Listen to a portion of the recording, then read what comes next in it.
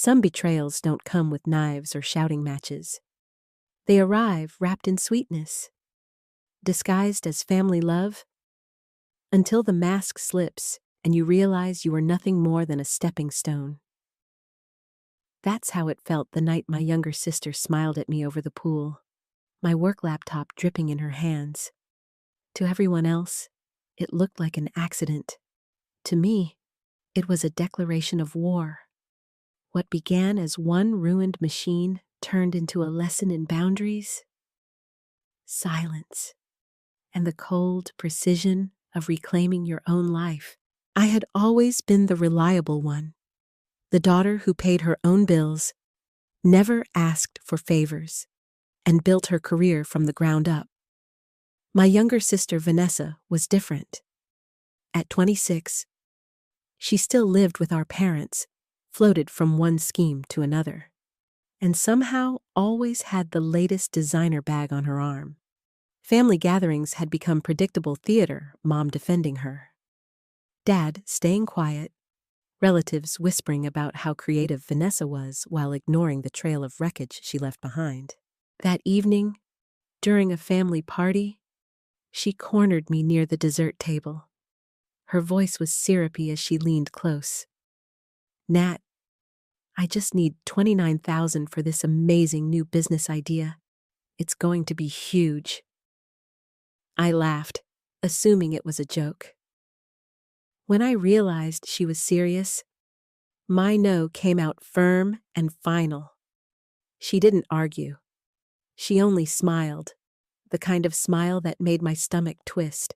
An hour later, that smile appeared again as she stood by the pool holding my $3,500 work laptop. "Oops," she smirked.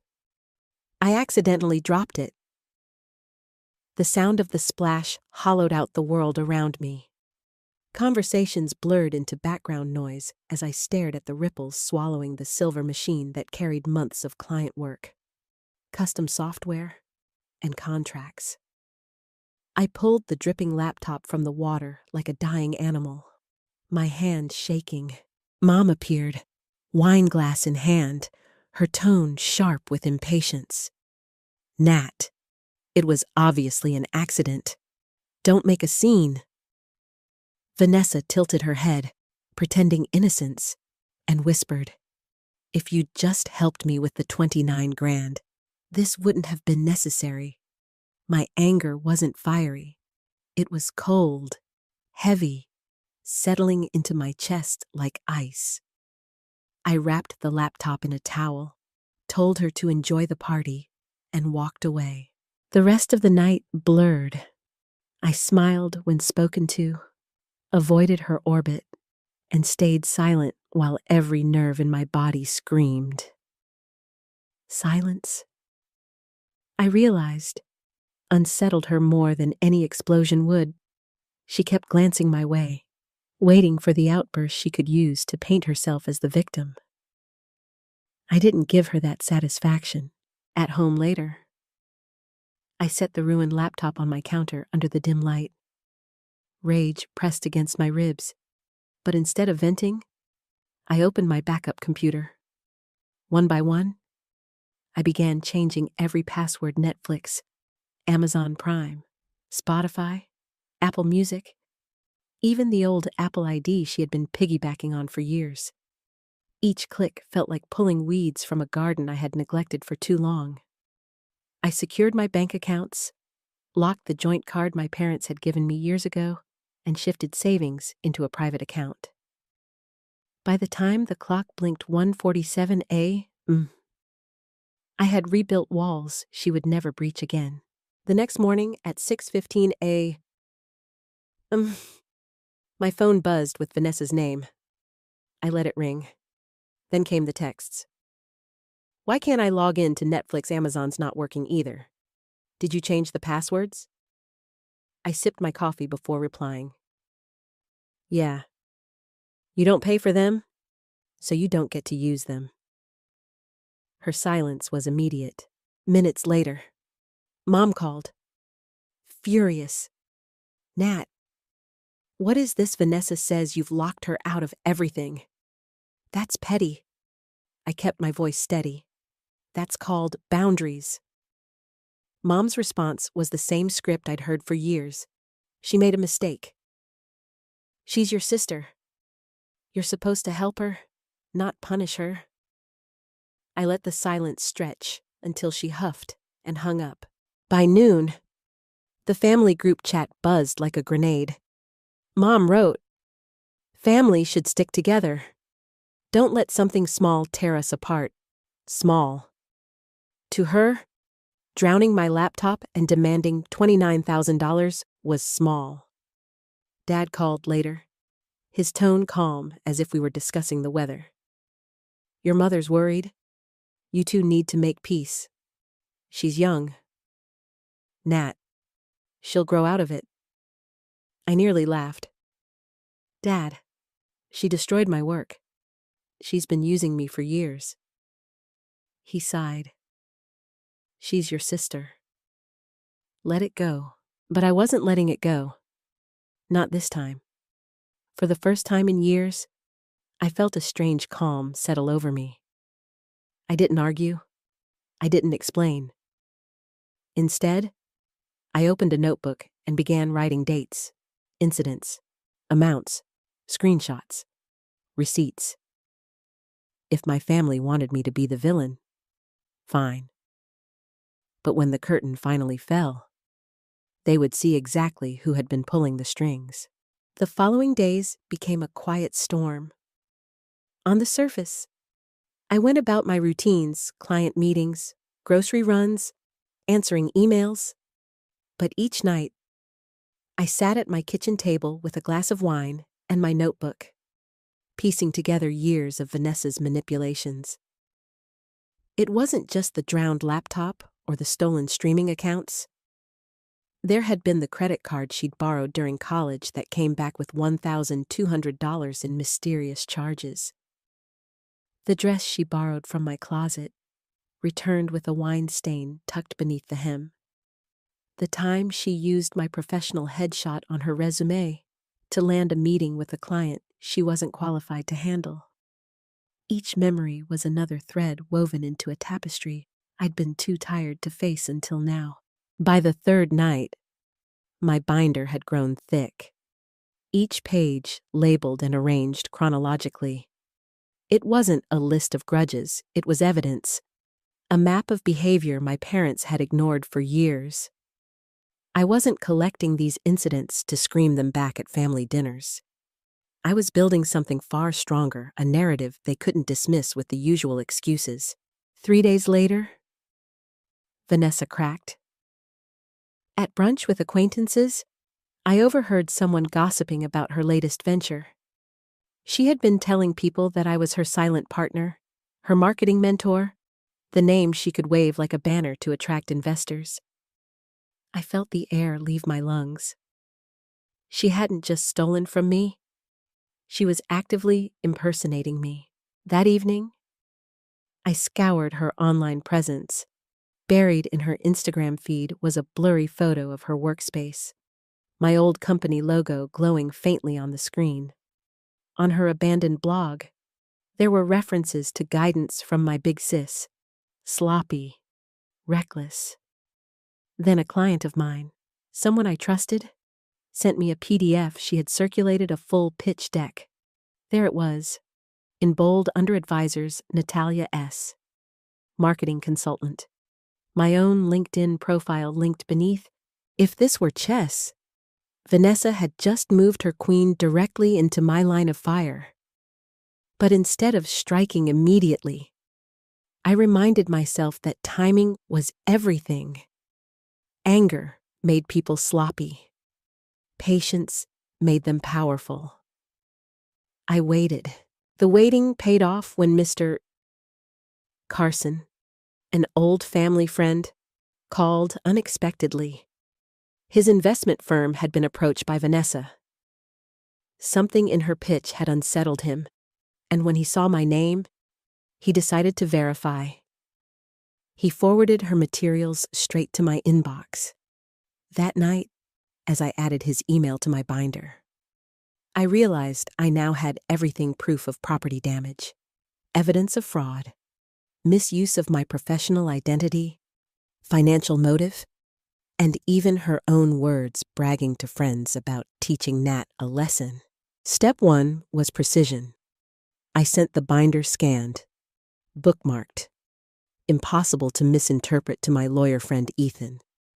Within 24 hours, he had drafted a cease and desist letter that made even me wince. We sent it to Vanessa, her so-called business partner, and because I wanted no room for denial, copied my parents. I didn't text, didn't call. I let the silence do its work. The fallout was immediate. My phone lit up with messages from Vanessa, cycling through outrage, guilt, and threats. "You're ruining everything. You're supposed to want me to succeed. When I make it big, you'll regret this." I ignored them all. Ethan had told me the surest way to rattle her was to give her nothing to push against. Step 2 was exposure. I forwarded the same binder to every investor she had approached. My note was short and professional. "I have no involvement with this venture and do not endorse it." By the end of the week, her partner had dropped her. Friends who once hyped her on social media quietly stopped tagging her. Even the aunts who had called me cold went silent. Step 3 was the family reveal. I condensed the binder, printed it, and mailed it to my parents with a single sticky note. "Thought you should see the whole story." No response needed. For 2 days, nothing.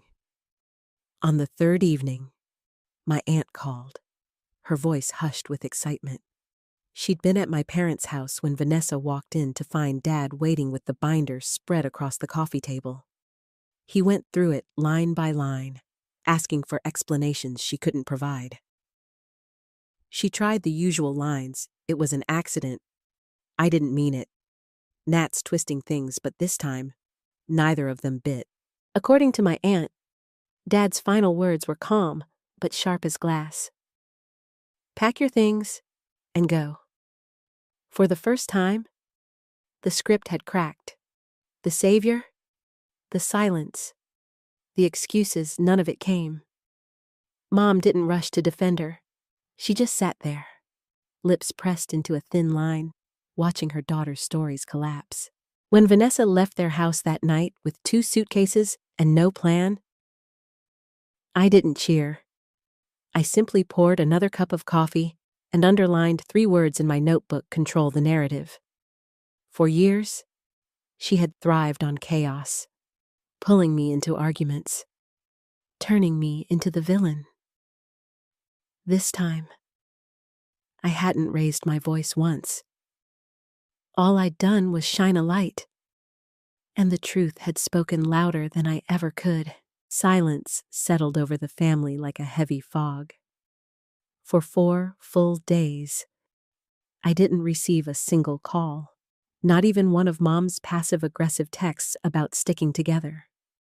When my phone finally buzzed, it was my aunt, whispering as though we were discussing classified secrets.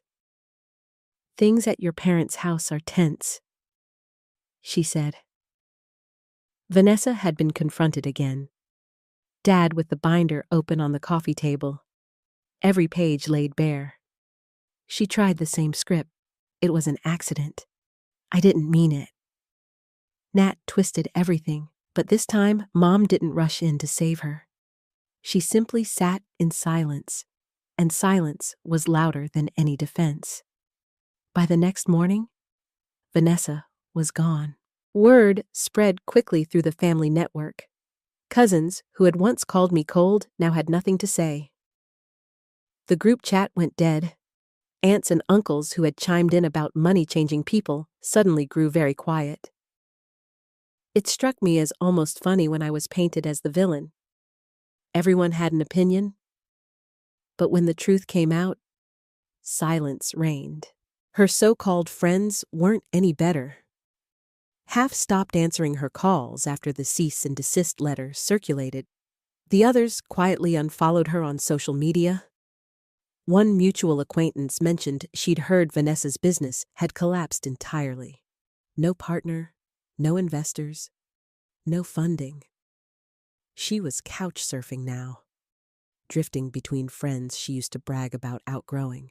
Weeks passed. I poured myself into work, and the results spoke louder than anything Vanessa could post on Instagram. A lucrative new contract landed in my inbox, the retainer alone worth more than the $29,000 she had tried to con from me. I didn't brag. I simply upgraded my workspace, sunlight spilling across a sleek new laptop, and posted a single photo online. No captions, no boasts, just quiet proof of progress. Vanessa saw it. I could feel her silence through the absence of reaction. One afternoon, leaving a coffee shop, I spotted her across the street. Her hair was unwashed, makeup smudged, shoulders slumped under the weight of something heavier than bags. She wasn't scrolling her phone like usual, just staring at the pavement. When her eyes met mine, there was no smirk, no sarcasm, no challenge, just exhaustion. She looked away first. I kept walking. I wasn't interested in revenge anymore. Justice had already been served, and she had done it to herself. 6 months after she left our parents' house, the family landscape had shifted. Mom's texts came only on holidays, short, polite, stripped of guilt trips. Dad's messages were even briefer. Hope you're well. The endless lectures about helping family had stopped, replaced by a fragile truce. In my quieter moments, I wondered if they realized the truth protecting Vanessa hadn't been love. It had only been enabling. But though Vanessa was gone, the echoes remained. I still kept the binder, not because I needed to use it again, but as a reminder. Boundaries aren't built in one dramatic confrontation. They're forged in 100 small choices to stop letting people treat you like you owe them everything. Every password I'd changed, every silence I'd held, every page I'd documented it had all built the walls I now lived behind. Walls strong enough to protect me from manipulation disguised as family loyalty. Work flourished. The new laptop had already paid for itself twice over. Clients appreciated my reliability, the one thing that had always defined me, but had nearly been drowned in that pool alongside my old machine. I began to see the contrast. Clearly, reliability isn't weakness, and silence isn't surrender. Sometimes, silence is the sharpest weapon you can wield. Vanessa's name rarely came up anymore. Family gatherings happened without her, and when someone mentioned her absence, the subject shifted quickly. It was as if acknowledging her choices meant admitting their own blindness, and no one wanted that. Occasionally, I'd hear rumors that she was still drifting, that she had burned through friendships, that she'd moved out of state. None of it mattered. For the first time in years, her chaos no longer dictated my life. In quiet moments, sipping coffee at my desk, I sometimes thought of that night at the pool. The hollow splash, the smirk on her lips, the silence of my parents as if my work meant nothing. But instead of anger, I felt clarity. That single act, as destructive as it was, had forced me to see what I had been avoiding. Boundaries aren't optional. They're survival. I had spent years defending myself, explaining, pleading with people who never wanted to hear my side. And when I finally stopped, when I chose silence and strategy over shouting, the entire script collapsed. Vanessa lost everything she had tried to steal. I gained something she never valued: peace. In the months that followed, life took on a new rhythm. Without the constant pull of family drama, I felt lighter, sharper, more focused than ever before. Each morning, I brewed coffee, opened my new laptop, and logged into accounts secured by layers of protection only I controlled. Work flowed like never before. Clients praised my consistency, my ability to deliver on time without excuses. For years, I had carried the weight of being the dependable one, the sibling who never asked for anything. What I hadn't realized was how much energy I had wasted defending that role against the very people who should have valued it most. Now, freed from that endless battle, reliability became my strength instead of my burden. Vanessa's absence changed the family dynamic in subtle but undeniable ways. Without her constant chaos, dinners at my parents' house became quieter. Mom no longer filled the air with excuses for Vanessa's behavior. Dad seemed relieved to talk about something other than smoothing over another disaster. The group chat, once a stage for arguments and guilt trips, turned into a place where people mostly shared photos of meals or updates about pets. It wasn't harmony exactly, but it was no longer a battlefield either. And yet, I could feel the undercurrent of unspoken tension. Mom's holiday texts were polite but stripped of warmth. "Merry Christmas. Hope you're well. Happy birthday. Thinking of you." She never mentioned Vanessa, but her silence carried its own weight. Dad's notes were briefer still. "Take care. Good luck with work." I knew what they weren't saying. They had seen the binder, had read every page, had chosen silence rather than apology. But silence was progress. Silence meant acknowledgement, even if pride kept the words locked away. One evening, as I organized files in my office, I glanced at the binder resting on the top shelf of my bookcase. Thick, heavy, its spine bent from use.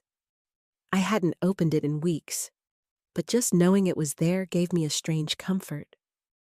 It wasn't revenge anymore. It was a reminder of what it had taken to finally stand up, of the cold precision that boundaries sometimes require. Each page was proof that I hadn't imagined the years of manipulation. Proof that my voice, even when silent, had power. Friends often asked how I stayed so calm through everything. The truth was, calmness hadn't been my nature, it had been my choice. In the past, I would have screamed, argued, begged my parents to see reason. But Vanessa had thrived on that chaos. Every explosion I gave her was fuel for her narrative. The moment I stopped playing the part she'd written for me, she had no story left. That was the lesson silence had taught me sometimes. The most devastating blow is refusing to perform the role someone else casts for you. I occasionally wondered what became of her. Rumors drifted through cousins and acquaintances that she had tried another business idea and failed, that she had left the state, that she was still hopping from one couch to another. None of it mattered. She was no longer my responsibility. I no longer had to clean up the mess or explain her actions to skeptical friends or wary clients. For the first time, her choices belonged solely to her. One crisp morning, 6 months after she had left my parents' house, I walked past the same pool where it all began. The water shimmered in the sunlight, clear and calm. No trace of the night my livelihood had sunk beneath its surface. I stood for a moment, remembering the hollow splash, the smirk on her lips, the sharp dismissal in my mother's voice. And then I let the memory drift away like ripples fading across the water. The pool was just a pool again. The past was no longer mine to carry. In the end, I hadn't set out to break my family apart. I had only wanted to protect myself. But sometimes protecting yourself changes the whole system around you. My parents had been forced to see the truth they had spent years ignoring, that shielding Vanessa from consequences wasn't love. It was enabling. And enabling her had cost everyone more than they had realized. As for me, I learned the power of quiet decisions. Boundaries aren't loud.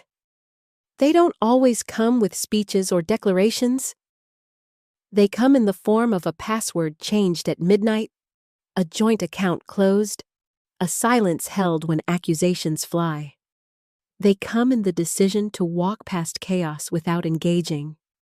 And over time, those choices build walls stronger than any dramatic confrontation ever could. I don't know if Vanessa thinks about what she lost. Maybe she does. Maybe she doesn't. But I've learned it isn't my job to wonder. My job is to keep building a life rooted in strength, clarity, and peace. In the end, the most powerful revenge wasn't destroying her. It was walking away and letting her destroy herself. If you found meaning in this story, don't forget to like, share, and subscribe for more powerful real-life inspired stories. And let me know in the comments, have you ever had to draw a boundary that changed everything?